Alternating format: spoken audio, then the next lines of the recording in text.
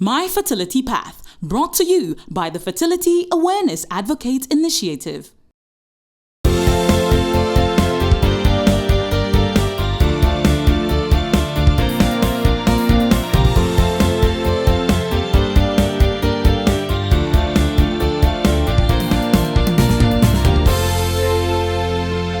It is proven that weight can have a profound impact on fertility, just as obesity is linked to a lot of health problems. Today, we will be looking at how our lifestyle decisions can affect the state of fertility. The show is My Fertility Path, and it's brought to you by the Fertility Awareness Advocate Initiative (FI). This is the only show where we share real stories, the struggles, the treatments available, and the joy that comes there and after. Perhaps, if there is joy. I am Nsik Betum. Welcome to the show.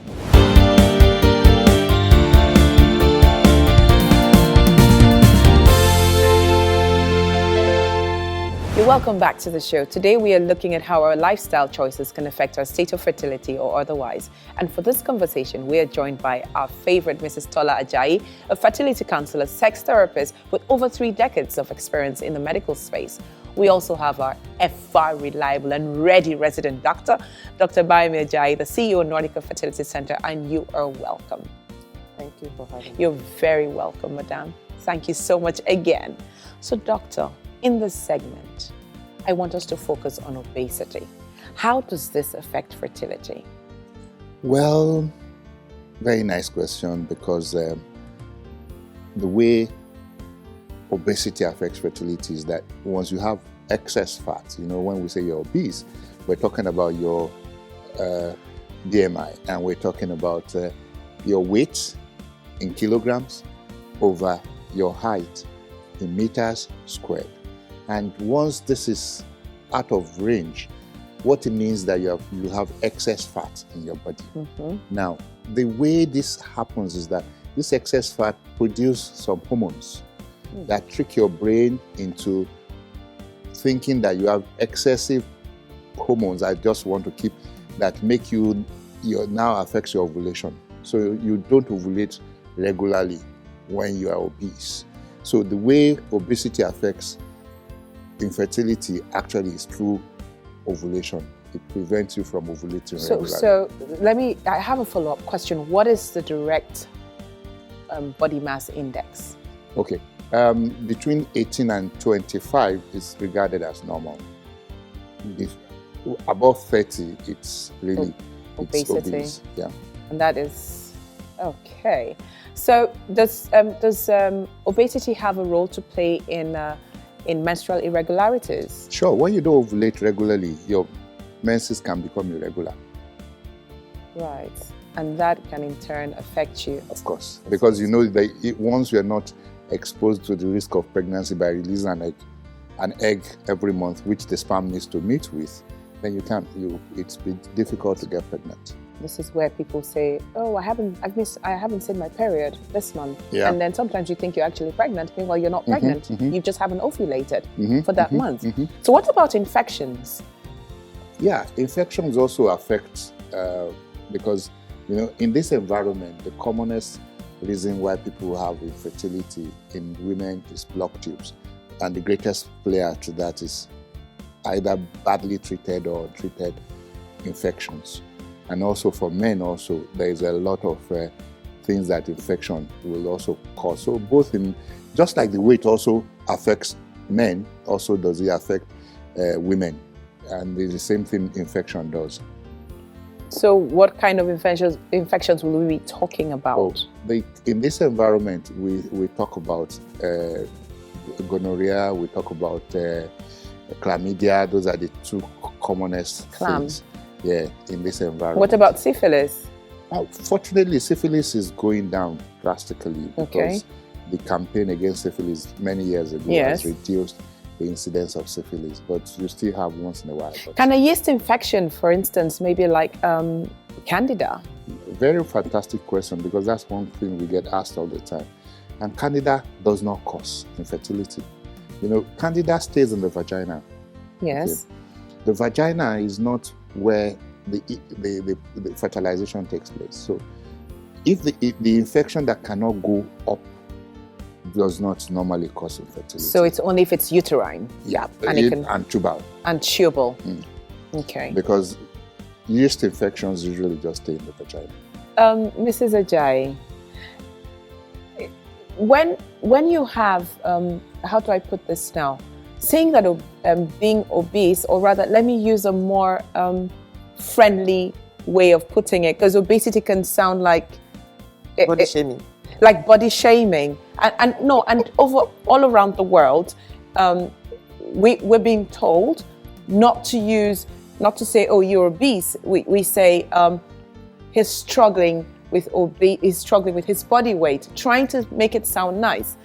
I understand that, because body shaming can also cause one to go into a shell. So how are you able to make people see this as a condition or a disease rather than I'm just body shaming you? Well, in terms of obesity and fertility, yes, I don't think body shaming should come into this. Okay. Because the reality is, one is not able to get pregnant because you're obese. So there is no two ways in saying it. One is not, I'm not happy because you are fat. I'm not saying you are fat for the fun of it. I'm saying you are fat, and that's why you cannot get pregnant. So you need to do something about it.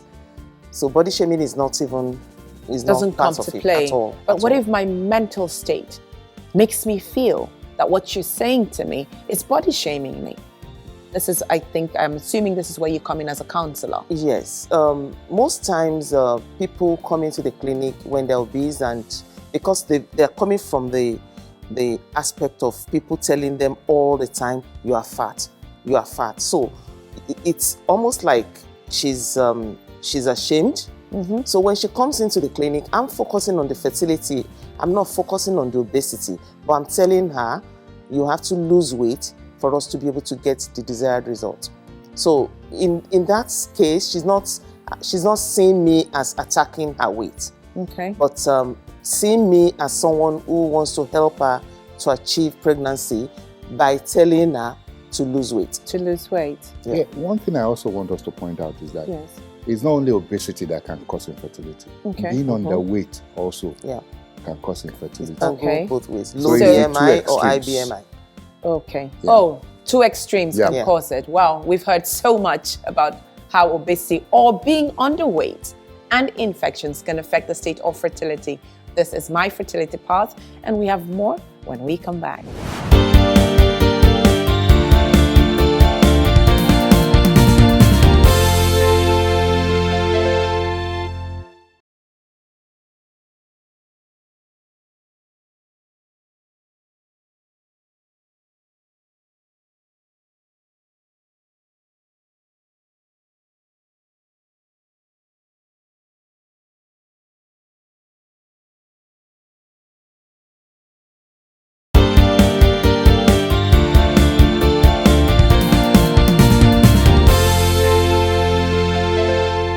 You're welcome back to the show, and you're still watching My Fertility Path. We still have Mrs. Tola Ajayi and Dr. Abayomi Ajayi with us, and we have been talking about the importance of making the right lifestyle decisions. Before the break, what role obesity plays in infertility? Now, it's not just obesity, it's also being underweight. Did you know that obesity can contribute to infertility or being underweight? Let's hear what you have to say.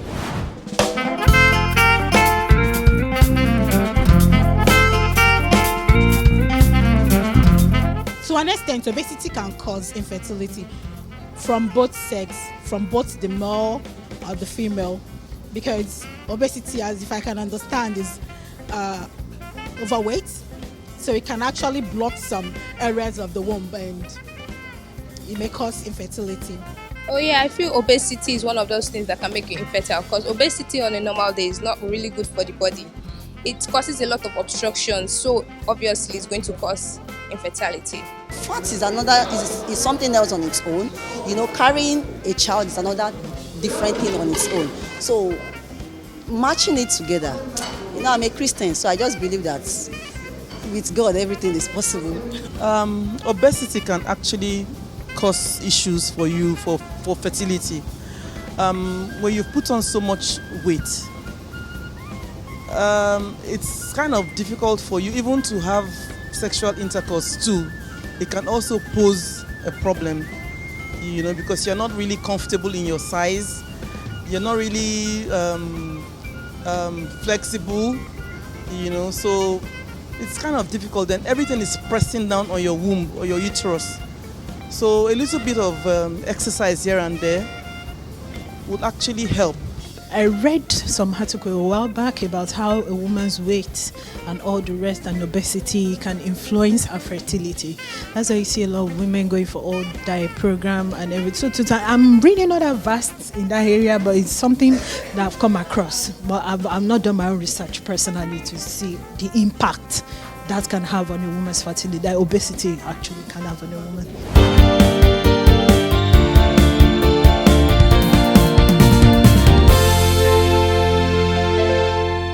So let's talk about other vices. For instance, smoking. I'm going to talk about two kinds of smoking and ask you about them.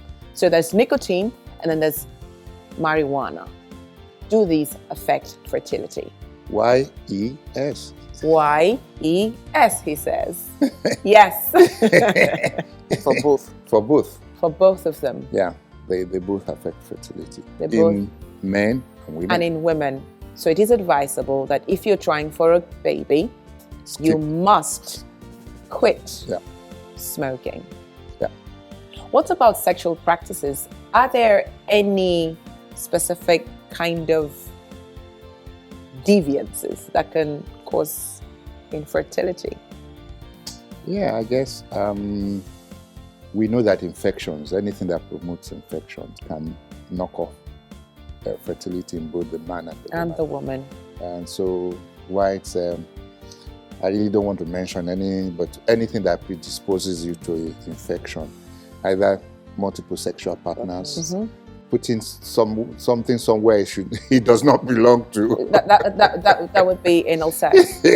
So those are things that can predispose to infection. Okay. And therefore we ask people not to indulge in it. Okay. And then, of course, like you mentioned, hard drugs probably also promotes. There's coke. There's we need to try and stay away from substance abuse. Yeah, exactly. Substance generally. Abuse. Yeah. Okay. But when we're talking about lifestyle, one thing we need to talk about, which we always come back. Tell me age. Age. I knew that. You know why? Because happen. Lifestyle factors are the only factors of the causes of infertility that you are in control of, including age at which you start a family. So, and that's why we're here to tell people what they are in control of. Early bird. Exactly. So, if you want a family, you need to start early. Exactly. Or do the right thing by freezing your eggs. Or exactly. That's an option. That's another option. That's another option. Yeah. Okay. I love coffee. Oh, yeah. I do. Does caffeine intake affect? Actually, it does. Oh, no. When you are trying to get a baby, yes, you are advised not to exceed 500 grams of coffee per day. Per day. And how that's many about 2 cups? 2 cups of coffee. So would that be espressos or would that be long coffees? Long coffees, I guess. Long coffee. Look at you. You love your coffee. Doctor, I got you there. So yeah, it's fortunately I'm not trying. But can it cause abortions? How about that? Oh yeah, that's also been associated with miscarriages as well. So excessive excess of anything is bad. So especially when you're trying to get a baby. Okay. So be of best behavior around this time. And then you can start off your vices later. If you must. If you're not breastfeeding. Exactly. If you're not giving the baby again. So yeah, they're things that, and we've seen that so many times. Yes. There was a patient that we had IVF for, and she was smoking, and she didn't tell us. We asked, and she didn't tell us, and she did very poorly. Oh. Fortunately for her mom is educated, and so she came to the clinic and said, "Did she tell you that she smokes?" Good. And that was it. So we spoke to her, blah, blah, blah, blah, blah, blah, and then she stopped smoking for that period. And the next treatment, she had a baby. She had a baby. Yeah. I've seen a lot of people that had to drop one or two things or to fix some things in their lives before getting pregnant. We've talked about weight, we've talked about the smoking, and even just exercising, sometimes can also help to induce ovulation. So, and then, like you rightly said that you speak to those people to get off the addictions. So do you find that people are stuck? Because it is quite hard to break a habit. So how do you go about helping these people to break habits? Well, it's one thing to understand the importance of doing something for something. You are not just breaking the habits because you want to break the habits. You want to break the habits because you desire to have a child. If having a child is important to you as you claim, then as much as possible you want to try to do what is necessary. So most times they comply around that time. Yeah, some people, fair enough. It may be difficult for some people, especially smoking. Yes. Especially men. Women, it's easy to say, okay, I'm going to stop smoking because I want to have a child. Don't forget the effect of not having children is more on the women than the men. Okay. But for the men, sometimes it can be difficult. They can come to the clinic and tell you, okay, I've stopped smoking. But you know from the quality of the sperm, something is still wrong. Because it shows. It shows. So our habits show. Yeah, our habits show. It's difficult for the men. I'm sure so the motivation is different. That's for both genders. Yeah. When we return, we will take some of your questions around lifestyle choices when it comes to fertility. Please stay with us.